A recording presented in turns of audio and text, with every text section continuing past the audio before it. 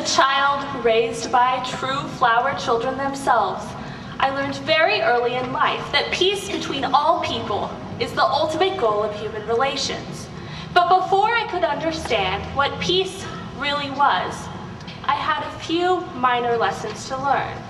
Once I realized that a peace sign was formed with a middle and index finger rather than the pinky and ring, I was on my way. But in reality, it wasn't until I experienced utter, unwarranted hatred that I got it. Peace is not just the tired icon of the hippie generation, an excuse to get high and blame the government. Peace is accepting everyone, despite differences in faith, race, gender, and being, in order to work simultaneously to promote a world built upon foundations of tolerance and unity.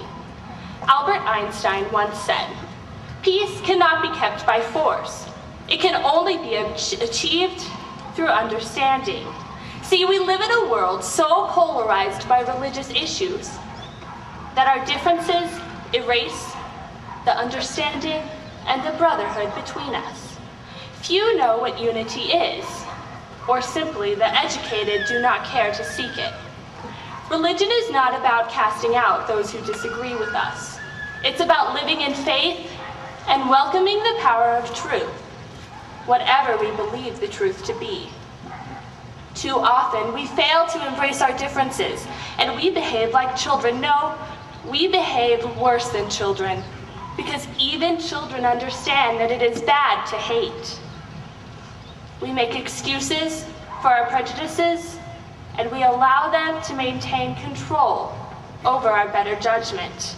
We fail to coexist in a peaceful and tolerant world, instead succumbing to disgusting and brutal acts of hatred. Ripped from the headlines, hundreds torch mosque in Indonesia. 13-year-olds spray paint swastikas on Jewish homes. Rival religious groups drop bombs in northwest Pakistan. But when did religion become an excuse to commit violence? We assume that we are better than this, that this kind of cruelty may have existed in Nazi Germany, but it cannot possibly be present in our society today. But don't let me fool you. This speech isn't about hatred, war, or even violence. It's about the opposite of all of that. If I continue to concentrate on these negatives, can I possibly further the one common goal between us all? We fill the bowl tonight to celebrate our achievement and to embrace the unity we allow in our lives. Unity is, in its simplest definition, a state of oneness, union, or harmony. If there is one thing in which I truly have unwavering faith, it is the fact that I know unity can only be obtained through mutual acceptance. Through acceptance, we uphold the fact that religious freedom exists in this country because we know the freedom to exercise faith in diversity is the only way religious freedom can exist at all without hypocrisy. President John F. Kennedy urged, "The unity of freedom has never depended on the uniformity of opinion." I know that unity can exist despite the differences in our faiths, and in this, I see beauty. I see camaraderie, compassion, and more than anything else, I see hope. I know that we can indeed overcome our differences, and I am grateful that such adaptability is present in a world so commonly mislabeled as hateful. We know that it is not natural for human beings to hate one another, that it is a choice to cast out those who disagree with us. Hatred is a learned attitude in which one man allows himself to be brainwashed by an intolerant society into thinking that he alone deserves advantages and respect.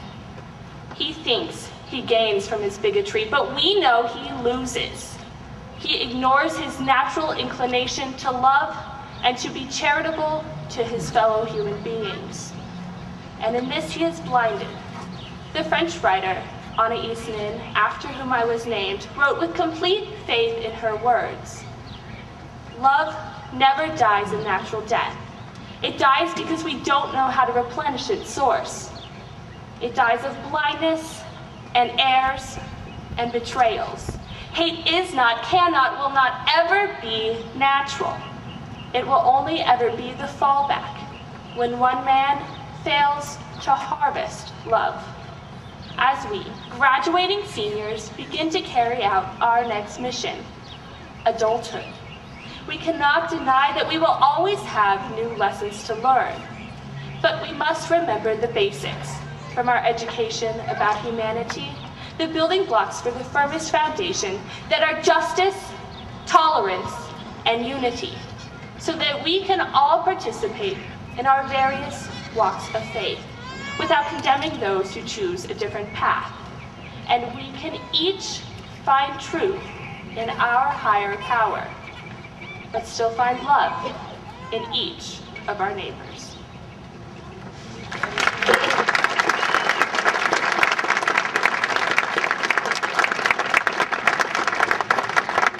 Catch my breath.